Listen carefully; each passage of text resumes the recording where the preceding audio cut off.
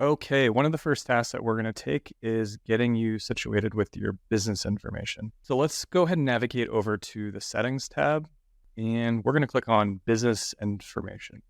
So the reason why this information is so important is because, like I'll show you in just a second, it is the public-facing information that your suppliers will see when you communicate with them. So when we send them RFQ PDF that's generated at Apply, or we send them a unique URL with RFQ, this information is going to be what's represented. So go ahead and fill this out in its entirety. Make sure everything is correct, spelling is correct, and the address is correct. Additionally, this information is used for the default shipping information when communicating logistics information to freight or suppliers that need it for shipping. And finally, when the time comes and you decide that you want to use our Net Terms product, this is the foundation information used for underwriting purposes. So making sure that the business is in good standing and we can make loan to you for materials purchases.